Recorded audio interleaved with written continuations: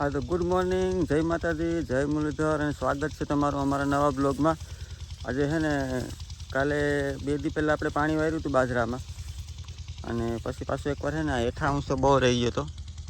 આ બાજુ હેઠો હોય થોડોક બાજરો અને અહીંયા ઊંચો હોય, એટલે બીજી વાર યુરિયા મારી દીધું અને પાછું છે ને તાત્કાલિક પાણી વારી દીધું.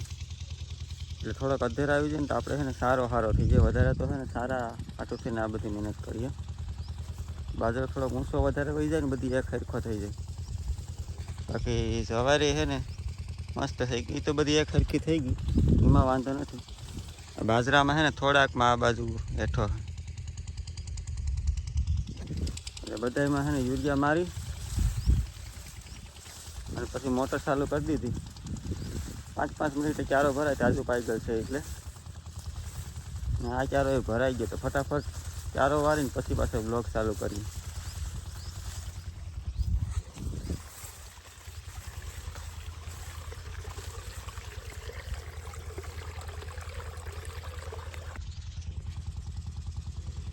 જો ઓલી બાજુ જનરેટર હાલે અને ચારો વારી દે ને આપણે ખાતર નાખ્યું ને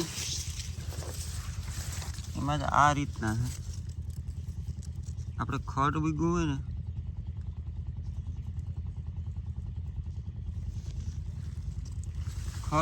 ને એ ટાઈપનું છે.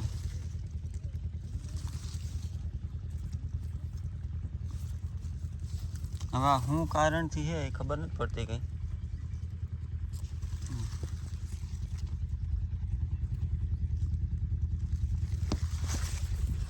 ખાતર નાખ્યું ને પછી કયા કારણથી આ છે દેખાય.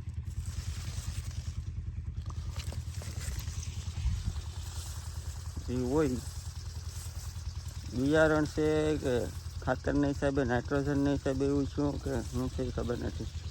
તો ફટાફટ પાણી પાઈ દઈએ અને હવે તો 1-1.5 કલાકમાં તો ભરાઈ જાય. તાજું પાઈ ગયું છે ને ગાય ઘા છે. અને આ આપણી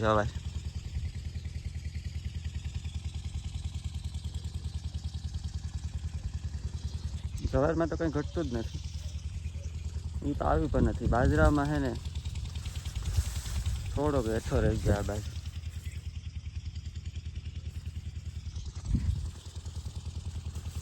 હવે તો પેલા પાણી પાઈ દઈએ ને પછી મળીએ તમને બ્લોગમાં આગળ. અને આપણા ચેનલમાં છે ને નવા હોય ને તો સબસ્ક્રાઈબ કરવાનું ખાસ ભૂલતા નહીં. સબસ્ક્રાઈબ કરી દેજો, લાઈક કરી દેજો ને શેર કરી દેજો. ટાઈમ મળે ત્યાં બ્લોગ નાખીએ. દરરોજ એવું નક્કી કરીએ કે દરરોજ બ્લોગ ઉતારવો, પણ દરરોજ ભેરું થતું નથી. હવે આ ચારો એ ભરાઈ ગયો, ફટાફટ ચારો વાર લઈએ. ચારા જાય ઉપરા ઉપર. હાલો તો 11:30 વાગી ગયા ને પાણી બધી બાજરામાં ભરાઈ ગયું. 2.5 કલાક થઈ. પાયગલ તાજો હતો ને એટલે ગાયગા ભરાઈ ગયો. બાકી 4 કલાક થાય. અને જનરેટરે બધી ઢકાઈ ગયું. અને હવે ભાઈ ઘેર ભૂખ લાગી. હજી સુપાસી એક કામ છે જવાનું છે. આપણે છે ને ડીઝલની ટાંકીને ઢાંકણું છે ને એમાં એર લેવાનું હોલ છે. તે ટાંકી ફૂલ કરીએ ને તો એ છે ને જનરેટર વાઇબ્રેશન મારે ને મશીન, એટલે છે ને અહીંયાથી ડીઝલ બહુ નીકળે. આનો કંઈક જુગાડ કરવો જોઈએ. આમાં સાયકલનો વાલ કે કંઈક ફિટ કરી અને ડીઝલ ન ઢોરાય ને એમ કરવું પડશે. એમાં છે ને હોલ છે એર લેવા માટે. આ હોલ બંધ કરી દઈએ ને તો ટાંકીમાં એર આખું ટાંકી શું કે આમ સિપાઈ જાય. હવે એર લઈ ન હગાય ક્યાંથી. ડીઝલ તો જતું જ હોય તો એને પાછી હવાઈ મળવી જોઈએ ને, તો એ રીતના પ્રોબ્લેમ છે. તો આમાં છે ને હવે કંઈક જુગાડ કરવો પડશે. ચાલો હુપાહી કામ છે પતાવી લઈને પછી ભાગ્ય ઘેર. અત્યારે બીજા દિવસનો બપોર નહીં પણ ઊંધો થઈ ગયો. 3 વાગી ગયો ને ચા પાણી પી લીધું.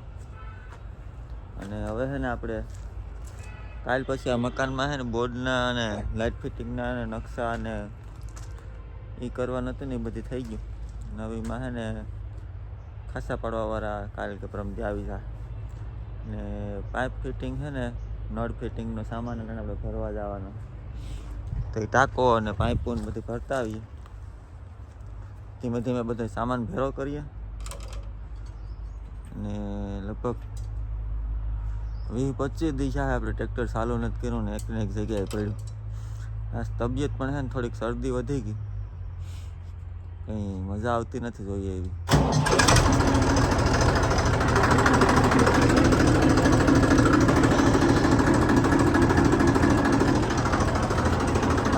માલ ભરતા આવીએ પછી મળીએ તમને. હા તો ગુડ મોર્નિંગ, જય માતાજી, જય મુરલીધર. આજે નવો દિવસ સૂકી ગયો ને આપણો જૂનો બ્લોગ છે ને એ કાલે એન્ડ કરવાનો રહી ગયો હતો. તો અત્યારે આપણે જવાનું છે નોકરી ઉપર. ઓલી વાડીએ આટોએ મારીએ એવા અહીંયા એ બધી કમ્પ્લીટ છે. અને સાંજે જો ટાંકો ને બધી ભરાઈને આવી ગયું હતું ટ્રેક્ટર. નળ ફિટિંગનો સામાન બધી આવી ગયો. થોડો ઘણો બાકી છે એ મોટરસાઇકલમાં આવી જાય. ટ્રેક્ટરમાં આવે એમ હતું ને સાંજે આપણે ભરી આવ્યા. તો હવે 1-2 દીમાં એ કામ ચાલુ થાય અને લાઇટ ફિટિંગનું 1-2 દીમાં કામ ચાલુ થાય. હવે ધીમે ધીમે બધું શરૂઆત થઈ જાય. અને અટાણે આપણે જવાનું છે નોકરી ઉપર. તો 2-3 દીથી બ્લોગ ચાલુ છે. આમાં કંઈ ખબર નથી કયા બ્લોગમાં શું છે કે શું નહીં. ઘર કે હાલે બધી. તો આજના બ્લોગનો છે ને આપણે અહીં એન્ડ કરી દઈએ. કાલે ફરી મળીશું નવા બ્લોગમાં. અને ચેનલમાં સબસ્ક્રાઈબ હોય કરવાનું બાકી હોય ને તો નવા હોય તો ખાસ સબસ્ક્રાઈબ કરી દેજો. અને આ બધી સામાન આવી ગયો.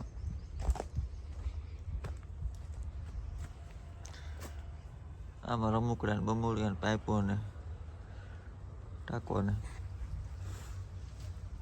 તો હવે ભાઈ ગયા નોકરી ઉપર.